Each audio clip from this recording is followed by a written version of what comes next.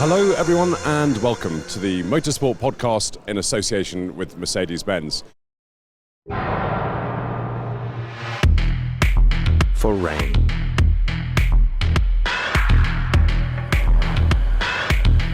for snow,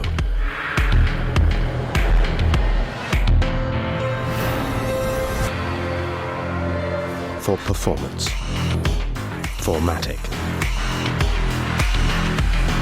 Matic all-wheel drive, now available for C-Class. The eagle-eyed amongst you will notice that things are a little bit different today because we're at Race Retro and we're surrounded by some of the world's greatest motorsport bits of history, some of the cars and also some of the people. Joining me today we have Matt Oxley and Freddie Spencer. Thank you both so much for joining me. Now, Freddie, we did a podcast last year with you talking about your history in the sport and we covered loads of topics, but today what we're going to try and focus on is the 2017 season. It's MotoGP and by the looks of things it's going to be incredibly exciting. I don't think anyone for the last 10 years has started a conversation like this without starting with the Italian Valentino Rossi. He's entering his 22nd season now. Can you comprehend why he still does it? Well, first off, 22 years in Grand Prix racing at the very top is a feat that you wouldn't normally see. And it's obviously speaks volumes about Valentino's inspiration that he has within himself, his will to want to keep doing it, to push himself. I think also the fact that he's had these challenges in the last 6-7 years, you know, with Lorenzo when he came along in 08, 09, and then that transition to Ducati that didn't go very well, and then coming back and wanting to prove that he could still win a race first, which he did in 13, and then to win the championship, which he almost did in 2015. I think it's also the fact that he's been re-energized by Marc Marquez coming along in 13, and then also his dirt tracking, you know, his ranch, and riding with all the kids that he does in his academy. And so he's utilized very specific things that I think has kept his motivation going. And at the end of the day, there's no one loves being Valentino better than Valentino, and he's great at it. And he's inspired his contribution to the sport. He knows his place in that and what he's contributed to the growth of Grand Prix racing outside of the motorcycle community only. And so you know it's interesting. I know we'll talk a little bit about specific things as in the broadcast that I want to address that I think, you know, we're at a critical point for him, though, at his age and the changes with the front tire a little bit this year, and with the arrival of Vinales, and it's going to be interesting. I think the kind of crazy thing about Valentino is everybody says, oh, well, this will be his last year, or he can't keep upping the pace and so on. But kind of what I've realised is you can only judge people generally by what other people have achieved. And so you tend to do that with Valentino, but the thing is that you actually can't do that because already he's way ahead of what anybody's achieved. And so you can't actually say, well, this will be it, because, you know, everybody else, when they get to 38, they've had enough. You have to judge him as completely unique, because obviously, to want to do that after 22 years is just, you know, he does it because he loves it, but, you know, it's almost impossible for anyone to imagine what it would be like to still be racing at the highest level after 22 years in cars, let alone bikes, you know. And you know, talking about 22 years, the amount of change in terms of technology, riding style. I mean, Freddie, he's had to change things so many times, and that's kind of one of his best assets, I guess, is that he adapts so well. Yeah, it's one of the things I respect most about what Valentino's done, because having raced 500s and won races and championships on that bike, the two-stroke, with no electronics or anything, and the two-stroke is a very unique in its characteristics, engine characteristics, so the way you ride the bike.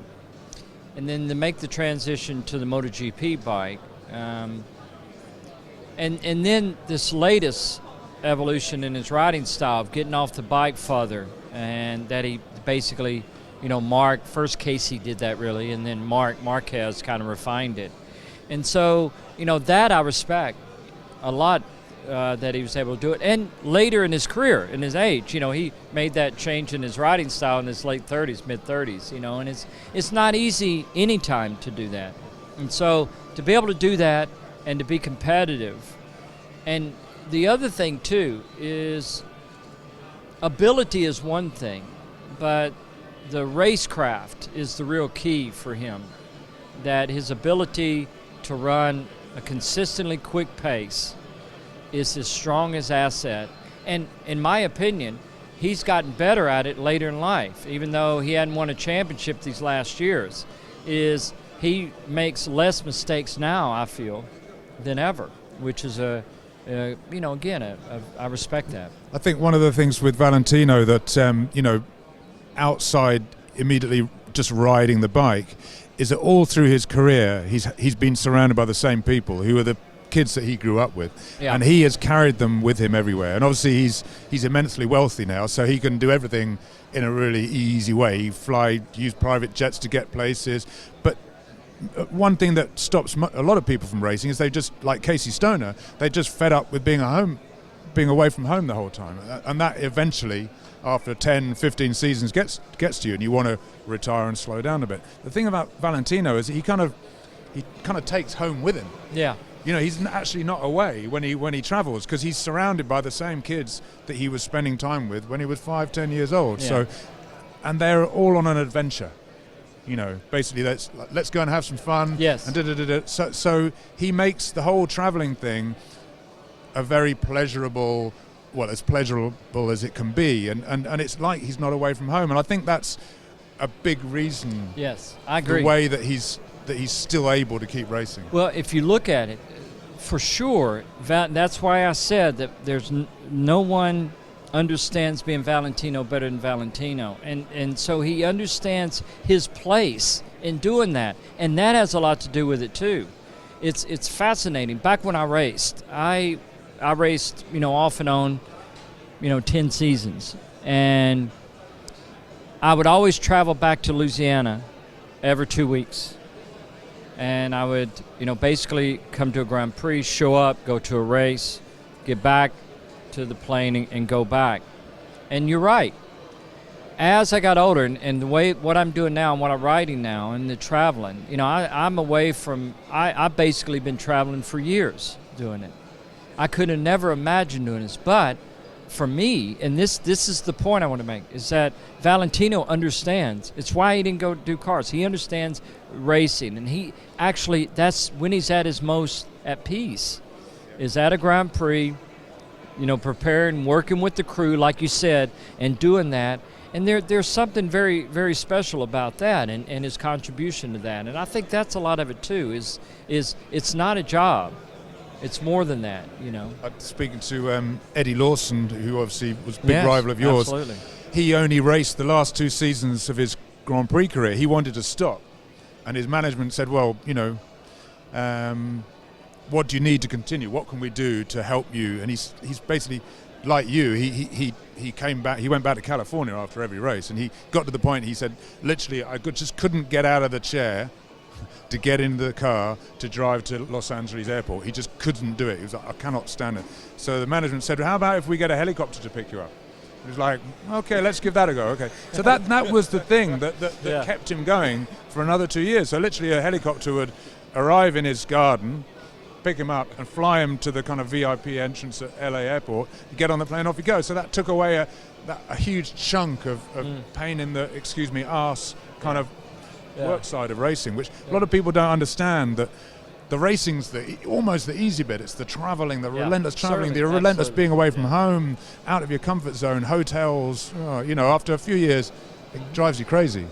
Is that why you still go to all the races, that you've got a chopper picking you up and then off in your private jet? Exactly, yeah. Well, I thought so. Exactly, that glint in your eye.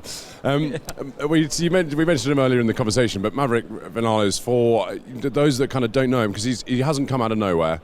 Everyone knows he's extremely quick, and I think is going to put a lot of pressure on Rossi. So we'll talk about that in a second. But new teammate, Matt, just a little summary. Who is Maverick Vinales? Where does he come from? Maverick, he comes from, the burgeoning Spanish scene, 2 years younger than Marquez, but actually beat Marquez. They used to race mini bikes against each other. He actually beat Marquez a couple of times when they were probably 8. Maverick was 8 or 9, and Mark was 10 or 11. So, and he fought his way up into 125s. As soon as he arrived, he was one of those guys you thought, wow. I think he won his 4th Grand Prix race with a kind of amazing, brave move at the last corner. Just kind of slightly crazy. But that's kind of what you see, that will to win straight away. Bang! This guy, he's determined to do whatever it takes. Won the Moto3 title on the last corner of the last race. With a fantastic move, just completely took the other guy by surprise. Won the World Championship by about 3 inches, basically. Just cut under him in the corner and just beat him to the line. Won his 2nd or 3rd Moto2 race, which was again one of those moments where you go, wow. Yeah, he just jumped on a completely new bike, double the horsepower and everything, straight away, bang. So that was the moment. I think you can you can win a 125 in Moto3, and that doesn't actually mean you're going to make it all the way. But as soon as you get into the intermediate class and you win, you go, right, this guy, he knows what he's doing. He's got it. And he's obviously coming in, Rossi's teammate. Rossi has had quite a history with teammates. What's going to happen here? Are they going to get on? I mean, they're getting on at the moment, but they haven't started racing yet.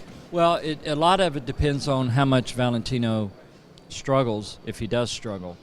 If you look at the preseason testing, what's been impressive about Maverick is the fact of his adaptability from to the Yamaha, which should be, you would think, it's a little easier bike than maybe the Suzuki, in its versatility. That's what everybody pretty much says. If you look at how quick he's been on different racetracks, Sebang, he was at Valencia, then Sebang, and now at Phillip Island, it's a very good indication of his ability to adapt quickly to a circuit, which is another strong asset that he has, and great riders do, is their ability to adapt quickly to a new environment, new situation. So, it's very fascinating. If we talk about maybe the difference right now, because they were one of the things that Valentino had said, and everybody agreed, they talked about, is the Yamaha's, the M1's performance late in the race, using up the rear tire with the Michelins. Last year, they felt they struggled with that. So I know that's what they're working on. From what I understand, the new front tire is on the Michelin is a softer carcass, which requires usually a little better brake control on the entrance, not as aggressive. One of Valentino's strong suit has always been under braking, and I think that's hurting him a little bit, as we're seeing with the new construction front Michelin. Vinales doesn't seem to be having any trouble with that at all. He adapts to that pretty well. So we'll kind of have to see, and that's going to be an indication of how well they get along. We saw with Jorge and Valentino when they first got together, in 08, 09, and Valentino struggled a bit. There was some friction between the riders. He's competitive. He wants to be the guy, and he normally is. I think Jorge turning up at Yamaha kind of rather shocked Valentino, yes. And obviously, eventually he walked out because he said, it's either him or me, and Yamaha going, well, you're quite old now. Yeah. This was 10 years ago, exactly. Or nearly. You're quite old, so the future is with Jorge. Yeah. But, they're very different. Valentino and Jorge, incredibly different characters. Whereas I think Maverick and Valentino are much more similar as human beings, much more laid back. You would never call Jorge laid back. He's very sort of quite in your face, whereas Valentino and Maverick both quite humble, kind of ordinary people, really. But what might help Valentino is he's used to being beaten now. He wasn't used to being beaten, really. Yes, and that's Jorge what's different this time. I agree. So he's kind of, it's not going to destroy him. But also, Vinales' riding technique is much more similar to Valentino's than Jorge's was. So that could actually help Valentino, because Jorge had the bike very different to the way Valentino did. So, if Valentino was lacking something, he couldn't actually use a lot of Jorge's setup and so on to help him. But if Maverick and Valentino have a very similar setup, a very similar style, Valentino may be able to use, because obviously they can see each other's data, they can see each other's setup, so that actually could be a positive for Valentino this year. You know, Matt, you said something that's very interesting, and this actually surprised me. When I read about the biggest problem that Jorge was having on the new Ducati wasn't just the mid-corner steering issue, which has been around forever. It's been around. Jerry Burgess, I was talking with Jerry years ago about the problem with Valentino on the Ducati, and that was a big issue. That's something we all want. It's really important, the mid-corner, for the bike to steer off throttle, or at least hold its line when you initially pick the throttle up, and the Ducati struggles with that. Everybody knows that. But Jorge was talking about on corner entry that he was having to adjust to using the brakes so much deeper in the corner. And it surprised me, because trail braking is usually everything for us at the top level, because not only do you utilize it to help you steer the bike sooner in the application lean angle, but also to keep some weight on the front, for front grip. And Valentino, it's not like Jorge, the Yamaha, was really good on mid-corner steering. Well, I know Valentino is really late on the brakes, so in that aspect alone, Jorge and Valentino wouldn't have anywhere near probably the front setup, front chassis or front suspension, setup. And where Vinales, I agree, is more similar to Valentino in his riding style. Before we started recording, we were talking about Marquez and Vinales and how they're probably the sort of two main protagonists for the title. So I'll just jump in, actually. If you can hear things in the background, that's because Ari Vatanen's on stage quite near us. Yeah. So bear with us. But so Marquez, Vinales, is that really those two? Is that what we're looking at for this season? Well, I think this is what I noticed, or what I believe, after watching him in Phillip Island. And there was one part where they actually went out together. When Mark came into the championship in 2013, and he broke my record with the race win in Austin, and then went on winning the championship. One of the things that I liked about him coming into it was he was going to raise the level, I think, of everyone else. He has that ability, and Jorge even talked about that, and Valentino talked about that. Mark forced them to raise the bar a little bit higher, and now it'll be interesting to see. But I think the battle with Vinales is going to make Mark go into another gear, and I think Vinales to go with him. That could be a real difficult thing for Valentino and Jorge. Not because they can't, but just that, it's like Kenny and I in 83. One of the things about 83 I feel that made that championship unique was, if you look at the lap times from year to year between 82 and 83 at each of the Grand Prix, Kenny and I went quite a bit faster than the year before, and mainly just us, And so we pushed each other. It's one reason I respect Kenny so much. Now, Kenny was just 31. He wasn't 39 like Valentino. But the fact that Kenny, because I know how much quicker I was between 82 and 83, not just in the bike, but in my performance, what I adjusted, my mid-corner direction change was much quicker. And I was 21 years old and still dramatically improving. And Kenny stayed right with me and pushed me even more. And I think you're going to see that with the two young guys, with with Mark and Maverick. What do you think? I think. Yeah, to me, I think unless something strange happens, I think it will be Maverick versus Mark. I'm not saying it'll only be them. Yeah. You could well be right that they're going to push each other and drag themselves ahead of everyone else. So obviously last year we had nine different winners. Yeah. This year could be very different. Yeah. But who knows? Well, maybe not, there's so many other variables with Jorge going to Ducati, and that's been the thing with the Ducati for the last few years. It will win one or two races. Yeah. Well, last year it won 2 races. There were always 2 or 3 tracks where it would work well. And I think that'll be the same this year. I could be completely wrong. Jorge could win in Qatar because he goes very well there, and the Ducati goes really well there. But just because he wins in Qatar doesn't mean he's going to challenge for the title. I think, Sure. look at him at Phillip Island, like you say, in the mid-corner turning problem. They've got long corners there. If you can't get the thing turned mid-corner, you are completely lost. Yes. Because, Yes. So... Well, the only thing you can do is you roll off throttle, or you can't accelerate. I mean, that if the bike won't hold its line or keep steering, that's your only choice, and you lose your momentum. What I was going to say was, the other thing about last year, because you brought up about the 9 different winners, and it'd be great to see that this year, and I'm not, throwing the other guys are saying they can't compete with Mark and Maverick at all, Cal and the other guys. But usually what you see after a season like that, with the manufacturers specifically, is you see them raise the level of the works bikes too a little bit.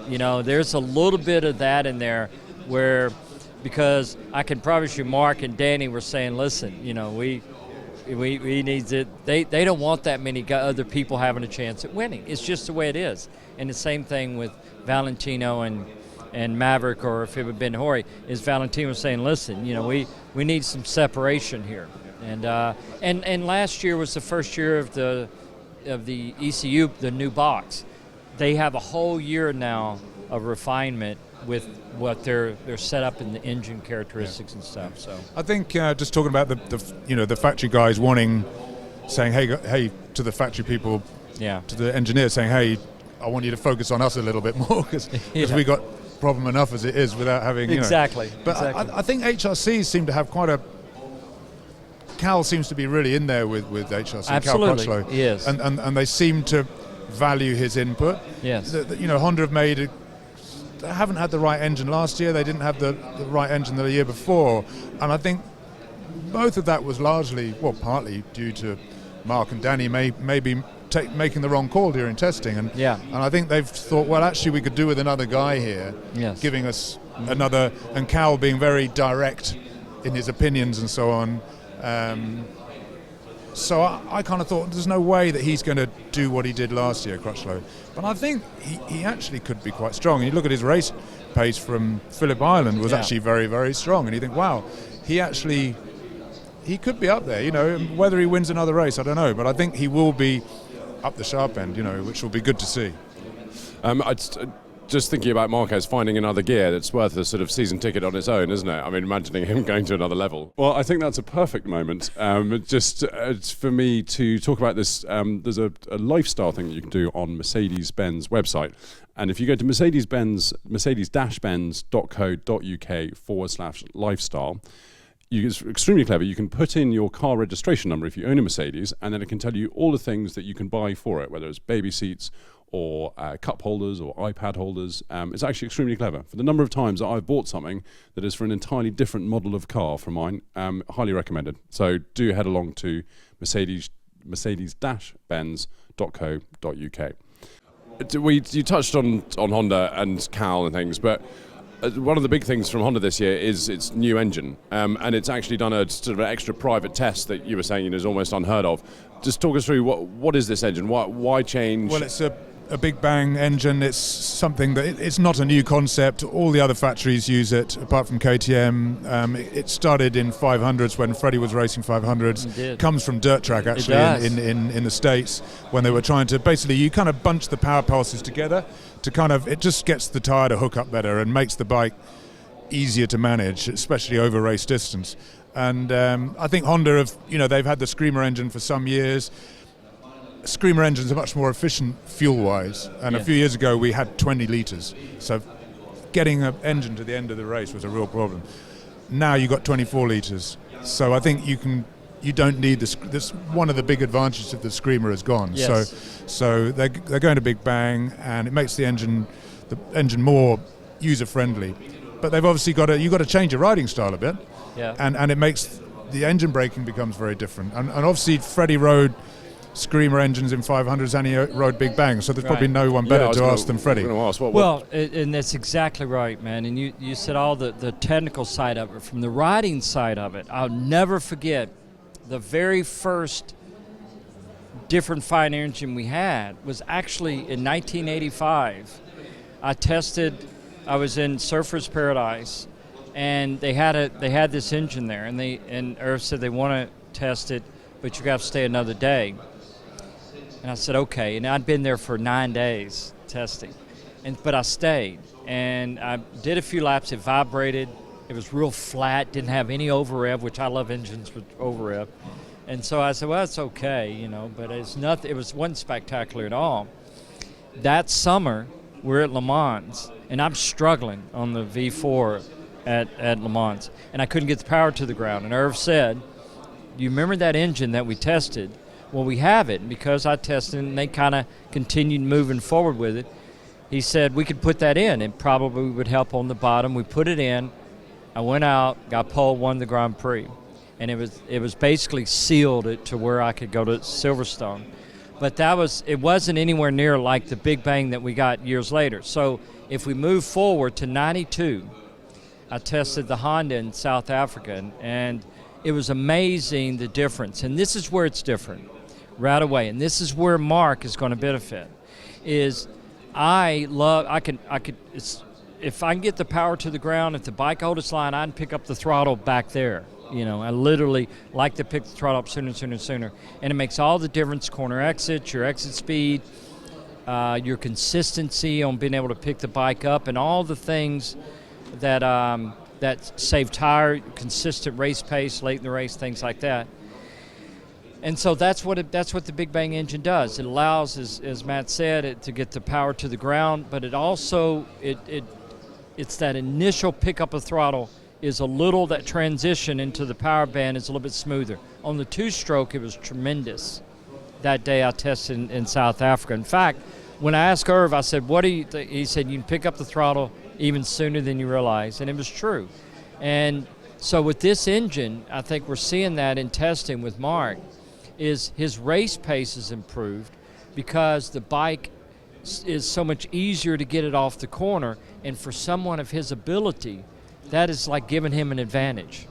And I think it's certainly, as we talk about the M1, you know, that's what's been, you know, that firing order, the cross-plane.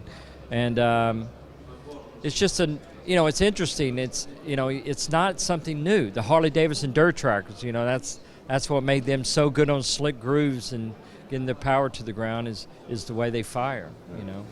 Have you ridden sort of recent MotoGP bikes? Well, I've ridden the 990, the 800. So what are, you know, just try and kind of, for the listeners and the viewers, what are these things actually like to ride? Because, I mean, they are so quick. Yes.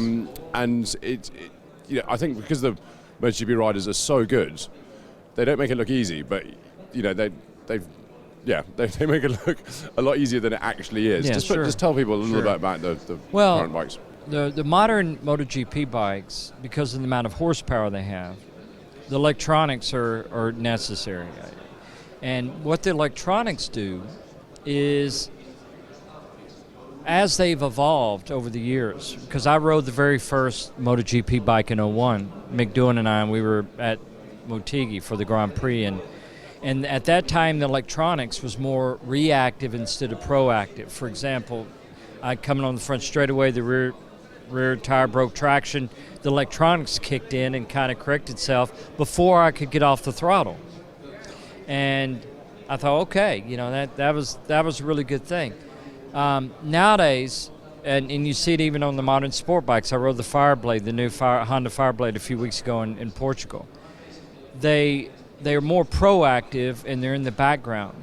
And what they do is they, you know, if you get a little too abrupt with the throttle, the electronics can help you out.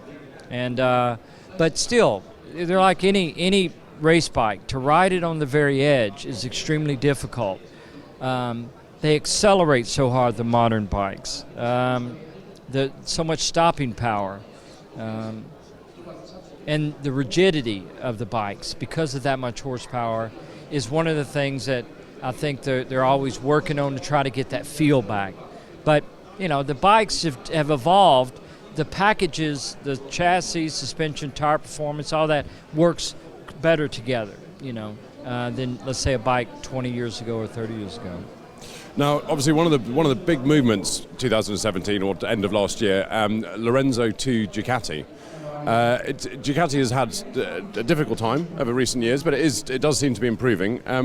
Matt, what can we expect from Lorenzo at the Italian team? Well, as we were saying, I think it's going to be quite up and down. Certainly in his, to Ducati, Lorenzo is the kind of final piece of the jigsaw. Since Gigi Dall'Igna came in at the end of 2013, at which point Ducati had been in a horrible doldrums for 3-4, well, ever since Casey left, because Casey had basically been digging them out of a hole for years, and it was basically him that was doing it, and as soon as he left, that was it. They didn't win another race for 6 years.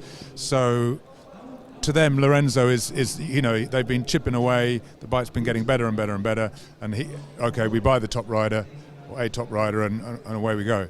But I don't think it's going to be quite that simple. I think the bike's still going to be up and down. It's going to have tracks that it works at, and it's going to have tracks that it doesn't work at.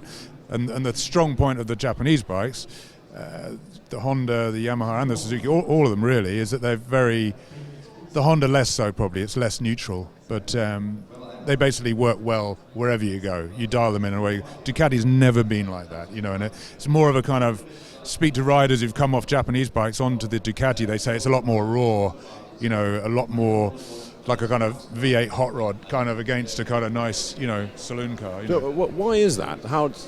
Surely Ducati want to get rid of that characteristic? I think, well, you could argue, it's a race bike. It doesn't need to be comfortable. But then, maybe being comfortable is a positive thing. It's a hard one. It's very difficult for a group of engineers to just become another group of engineers. They have a way of working, and that way of working gets passed from engineer to engineer in that company. So it's very difficult just to completely switch the way you design a motorbike overnight. And Ducati have always had their own way of doing things, and that's been one of their own biggest advantages. Many times, sometimes it can be a disadvantage. So, but yeah, you're right that they have been,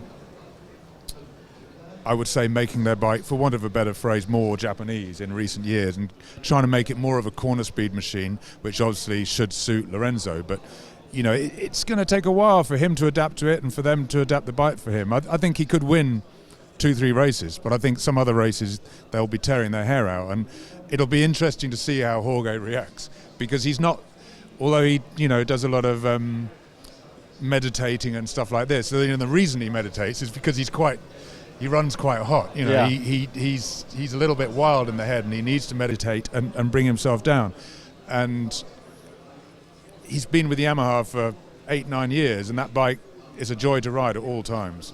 He's now in a situation where how his patience is going to work with things not going his way. That will be very interesting to see how he deals with that. And the responsibility. There's a responsibility that is there for him now, because everyone knows why Ducati hired him. I mean, they've stated it. Now they want to win the championship, and so there's more than just the fact of adapting to a new bike, but he's been given that responsibility and being paid that amount of money to accomplish that.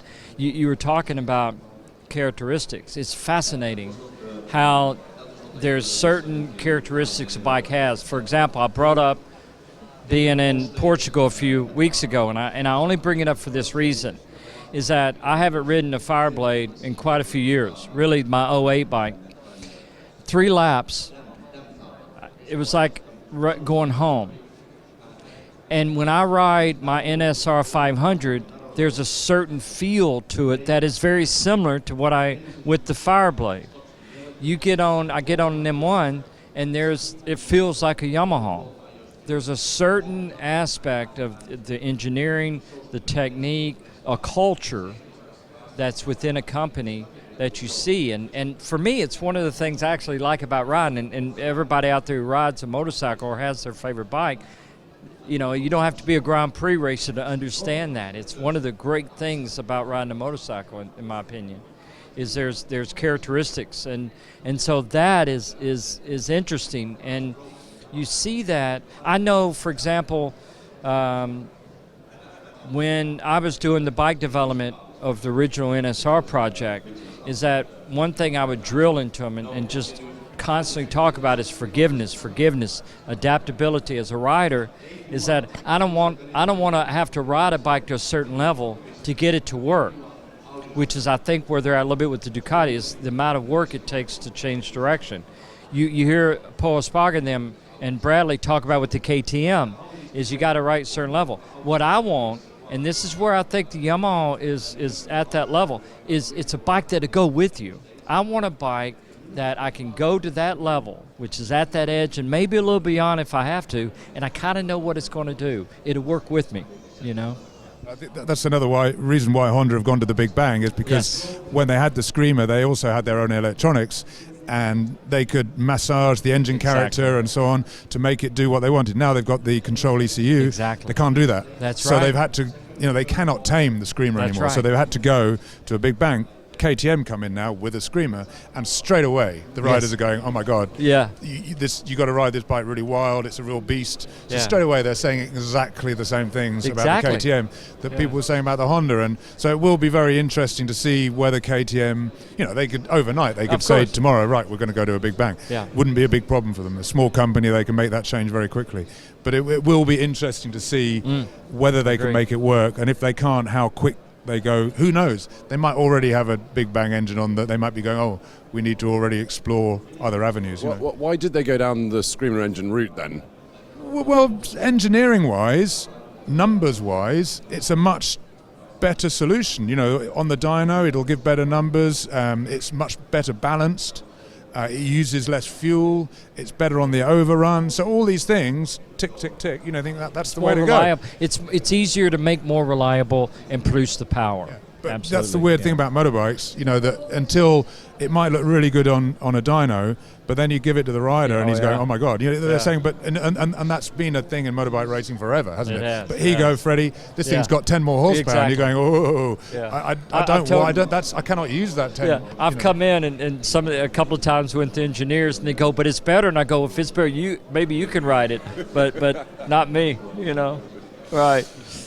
That's brilliant. I'm going to come back to Ducati in a second, but because we're talking about KTM, how serious an effort is this squad? Because how long is it going to take them to go from where they are at the moment off the pace to being competitive? The first thing about KTM, everything they've done in motorcycle racing, they've won at. They came in with 125 two-strokes. They never won the world title, but they should have done one year, but they didn't for various reasons. They were winning races with a 125 two-stroke. They were winning races with a Grand Prix with a 250 two-stroke. They've won the Dakar how many years in a row now? They ruled at motocross and enduro, and for years and years and years. They came into Moto 3, against Honda, and started beating Honda straight away, which really didn't please Honda. Yeah, it's not easy. Yeah, exactly. And now they're coming in. This is the holy grail, the final frontier, and they obviously know what they're doing. They're not getting ahead of themselves. They know exactly what they're doing. They've got a very good bunch of engineers, very open-minded. Because they haven't been here before, this level, they're very open-minded. Most of the other companies have been in there for years, so this is how we do things. So KTM are coming in, they've got very open minds, and I think they'll do really well. I really do think they will. I think this year, almost just don't take notice, but it's a testing year. It's their first year in MotoGP. Honda did their first year in MotoGP in 1966. Yamaha in 1972 or 1973. Ducati in 1970 something. So it's give them a year and then start worrying about lap times in 2018. I would say. So, but they already seem to be having sort of arguments with Honda, aren't they? KTM. What's going on there? Because they seem quite a feisty bunch.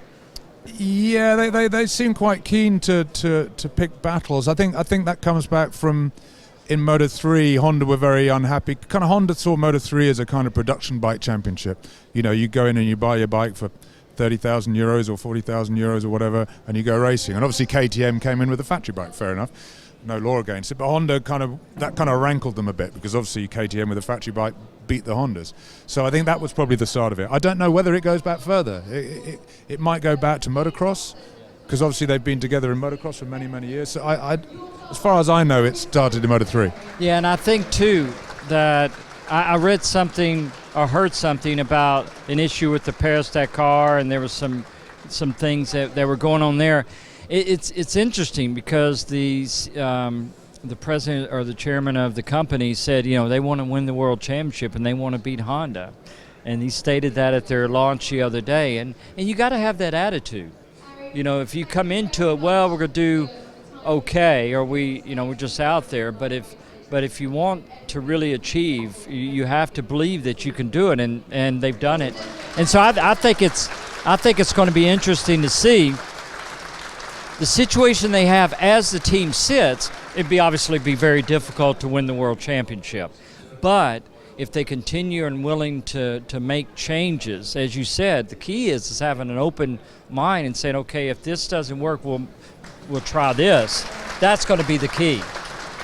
I think also KTM, there's another interesting part of them that they've obviously been having this battle with Honda for many years. How sensible they are to really pick a vocal public fight with them, I'm not sure, because when they picked that fight with Moto3, Honda came back. They put their MotoGP engineer onto the Moto3 bikes, and they beat KTM. So don't make Honda angry. Yes. I mean, I remember Kenny Roberts, who was obviously running the Yamaha team back in the early 90s, when the Big Bang came out in 92 and just beat everything. Kenny sort of said, because he used to sort of take the mick out of Honda because their bikes were a bit A-zone, because they used to high side quite a bit, and he was like, I shouldn't have been so rude about them, because now they come out with this bike which is so much better than ours. So there's quite an interesting dynamic there, We sort of went off onto KTM, but there was something I wanted to ask you about Lorenzo at Ducati, Freddie. And is that? I mean, he's, his riding style's super smooth, sort of high quick in sort of mid-corner speed, anything like that. But is he going to have to change his style for this Ducati? Yes. Is Lorenzo a kind of a style changer like Rossi or someone like that? Well, if you look at, if all we have to go on is history. And from the 250 to the MotoGP bike, he probably, as it turns out, could not have gone to a better bike to suit the way he rode, which is he's really good at anticipating the direction of the bike at mid-corner at the highest speed possible. You watch him when he's on, like going through turn 1 in Valencia. It's just precision. And it all, that shows a tremendous amount of ability to anticipate the proper point of turn in and carrying the speed. And like I said earlier, I was surprised to hear how little amount of brake pressure he utilizes as he turns the bike in. He can anticipate it, and the bike allowed him to be able to do that. Now we're seeing, he said that he is having to adjust his riding style and change it to use more brake pressure, because the Ducati, if he doesn't do it, it won't finish the corner. And that means having to run too much lean angle, too deep into the corner, and the bike is pointed the wrong direction. Instead of it pointed here, it's here. And the thing is, if it's here, it's still got to turn too much and you can't get on the throttle. And so that's going to be the biggest challenge for him, as well as the unpredictability of the bike from racetrack to racetrack.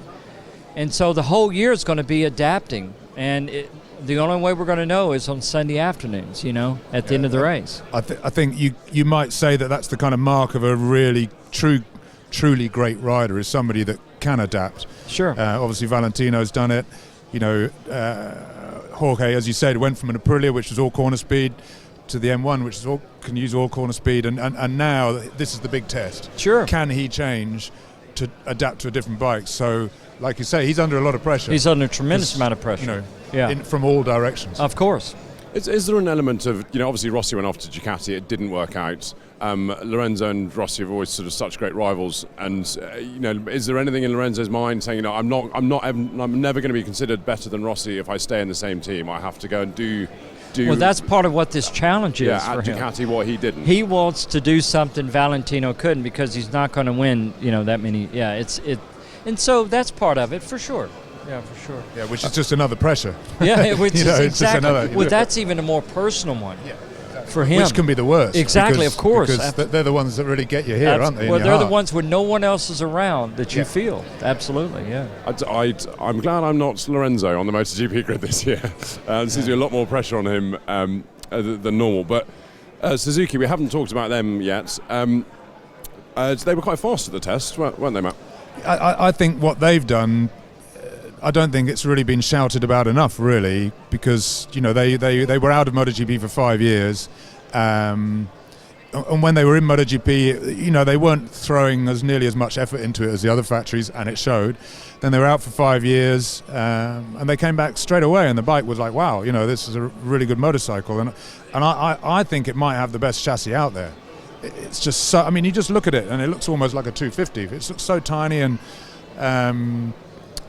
they say that they chose Iannone specifically for his style.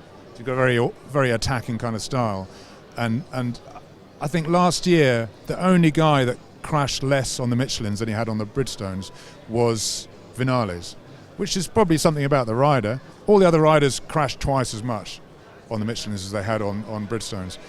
Vinales crashed half as much. He's the only guy. So that might be partly down to him, but I think it's also partly down to the bike. It's very nice going into corners, and I think Iannone is very attacking going into corners. So I think it could really work. And the thing is pretty much on a par with speed with the Yamaha now, and so it would be great to see them, because they're such a tiny little company compared to Yamaha and Honda and Ducati in the size of their race department, tiny. It would be great to see them in there as well, It's what's interesting about the characteristics of the bike is it kind of holds to form what I was saying earlier. One of the things about the GSX-R 1000 for years has been its rideability, the chassis, the forgiveness of the bike, and that, as you said, that bike with Iannone, who is an attacker, the bike, it's one of those situations where it could be a perfect fit. Yeah, he needs a lot of forgiveness. Exactly, exactly. He does, or he could, exactly. And so I think it'd be interesting to see if they have stepped up, because we know that Honda has, and we know that Yamaha, as we were talking about, and so it would be interesting to see where Suzuki, as the season goes on, how it plays out. You do sometimes see that with factories that they kind of seem to catch up a bit, and you think, hey, they really caught up last year, and this year will be the time where they do catch up. But no, because everybody else has gone like that. So there's sometimes factories with smaller resources and so on, they're improving at the same rate as the factories with the bigger resources, but you need to do more than that to actually get on a level.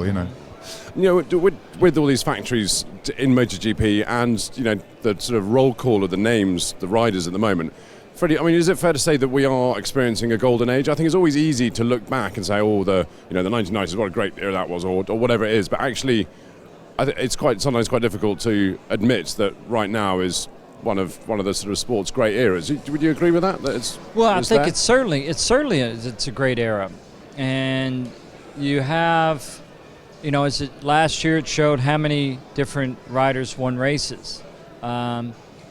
Obviously, you still have the top 2 or 3 guys that week in and week out are always there. And it's great when you have, as we're seeing this year, to me what's exciting is Vinales and Mark and where they can push themselves to get to that next level of performance. And then who can stay up there with them? Who's going to be willing, or who can do it again, even if it's one race, but for sure week in and week out. So I think it's a great time with the amount of factors involved, with KTM getting involved, Aprilia, we really hadn't mentioned them, but Aprilia getting involved, to push along. But still, it's Yamaha and Honda and now Ducati, but it's still going to be about them. And I'm one of those that I just want to see great racing, I like to see guys push themselves. I'm looking for the uniqueness. Part of that is because I'm as inside as they come. I call it inside the fence and outside. But as far as what I notice and what I pick up on everybody, and you respect, because I know how difficult that is, to do that, or to do something that no one else has done. And we're in that era right now. That we could see that. Yeah. I've just been shown a sign saying that you're on stage in 10 minutes, so it shouldn't hold you up for any longer. But what an incredible season that we've got to look forward to, and exciting stuff. but looking at the sort of the motorsports MotoGP A team here, because we've obviously got usual content from you, Matt, throughout the year, and Freddie, you're going to be contributing as well through video, audio, and all that stuff, which is be great. really Look exciting. forward to it. Yes. So thank you so much for all the well, insight. no, I just now. enjoy it's being here with you guys. It really is Well, great. that's I appreciate that. It's very kind, but Matt, thank you so much, Yeah. and thank you to Alan behind the camera, and thank you to all the listeners and the viewers as well. We're going to be back very soon for another Motorsport podcast in association with Mercedes-Benz. Thanks for watching, thanks for listening, and we'll see you then. Bye-bye for now.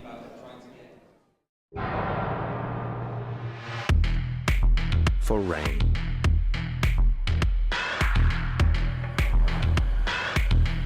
For snow.